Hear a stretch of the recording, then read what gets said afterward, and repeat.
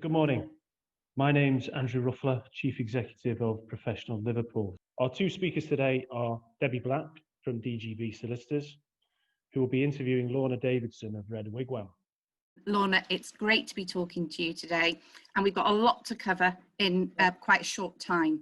And if we could start with a bit of a deep dive into Red Wigwam and how it could potentially help the sector keep the doors open. I think the biggest thing is, oh my goodness, what a roller coaster ride we've been on, everybody, but what a roller coaster ride hospitality's been on. You know, trying to understand what the rules are, trying to give our customers the confidence to come back and eat with us, drink with us, be with us, but also trying to give our staff the confidence to come back. And I think that's one of the things that people in the press underestimate, is how difficult it is for hospitality industry to bring people back to service. So staff, most crucial. People want good service regardless of whether they are on reduced capacity, etc. But actually bringing staff back and giving them the confidence that it's safe to be back. I know at Red Wigwam we did a survey and 38% of our staff were worried about going back into the workplace. So just worried about what PPE was, but also worried about how people were going to behave, particularly within hospitality. We know what it's like when people have had a couple of drinks. Sometimes they, become a little less socially distanced than they could have been. And that's a worry for everybody around the whole hospitality industry. At Red Wigwam, we are slightly different. So we are a recruiter by definition, but the way we behave is very different.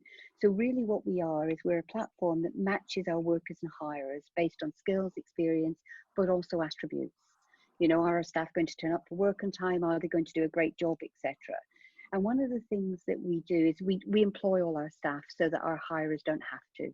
So we do everything from recruiting them, checking their right to work in the UK, making sure that their DBSs are correct, etc., to actually employing them, paying them, and etc. And it's all done online. So flexibility has always been important for Red Wigwam, and it's really the fundamentals of what the business has been built on. I think what COVID has done has accelerated the need for flexibility, and particularly within the hospitality industry. And that flexibility is not just about staff, but it's about flexibility of offering. It's about flexibility around being able to meet demands. And that's where we hope Red Wigwam will really be able to service the hospitality industry, by allowing people to have flexible workforces. So, we know that certain days are busier than others. We can see the success that Eat Out to Help Out had, but actually trying to staff that, so you're busy Monday, Tuesday, Wednesday, but maybe not as busy as Thursday, Friday. You've got to be able to move your staff in and out and be able to work flexibly. So without a doubt, I think flexible working is absolutely here to stay. And without a doubt, I do think that Red Wigwam can help hospitality deliver that flexibility that's required.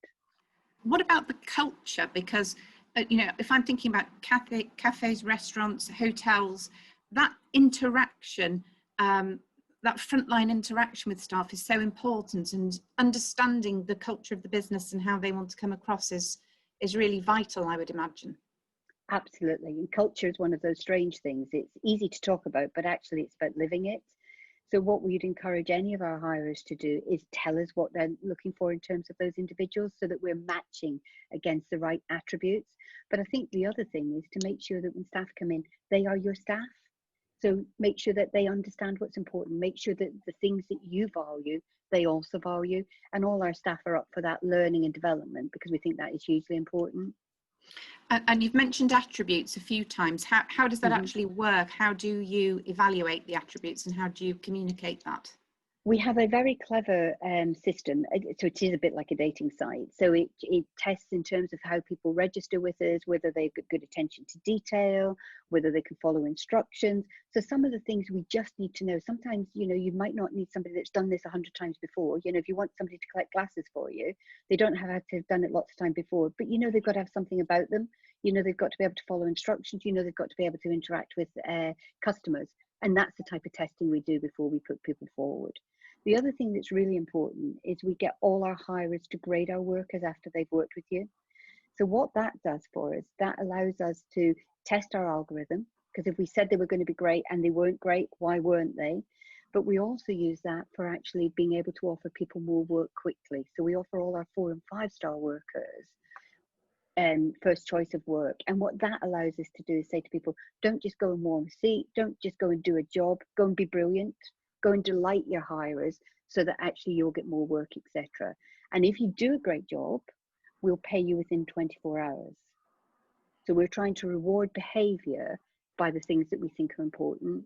And there's no two ways about it. The last 6 months has been very harrowing, but with that comes opportunity. Where do you think that opportunity lies looking forwards? I think the opportunity lies for people that are willing to do things differently. So I think if we just expect our economy to go back to where it was, I think we're going to be sorely disappointed.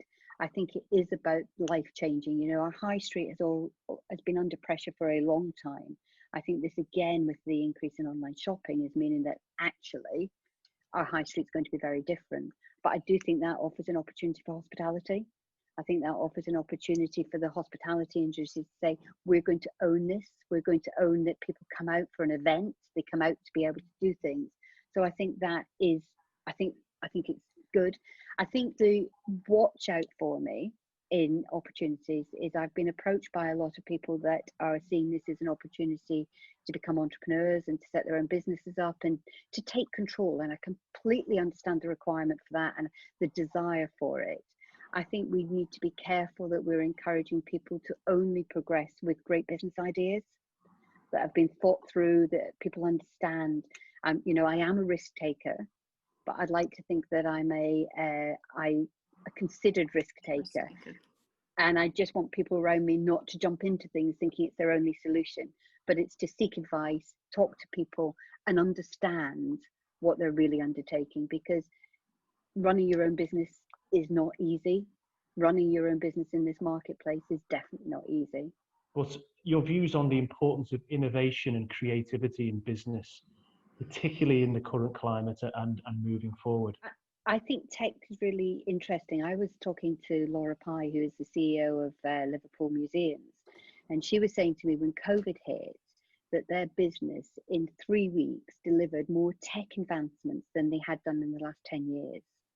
Because it was that needs must. So all the things that, you know, bringing in teams, things like that they talked about, they were actually managed to do very quickly. And I think if you look around the industry, your marketplaces, we've all done that. So, you know, you go into a bar now and you'll order your drinks by app and it's delivered to your table.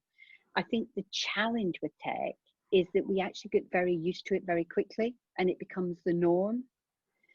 The things that people need to now think about is what comes next. So what's the new tech that are going to engage with your customers and your clients that they're going to want to see? So if you think about hospitality, the new tech we've seen come out that has been great, even booking restaurant slots and everything's been done online, fantastic. But actually what's next? How are we going to move that on? And I think sometimes we get a little complacent. We bring something out, we think that's the answer, but it's actually about what's next. So that would be my challenge to everybody, is think about what do you want your customers to really experience? What's the, you know, the user journey you want them to go on? And does your tech meet that?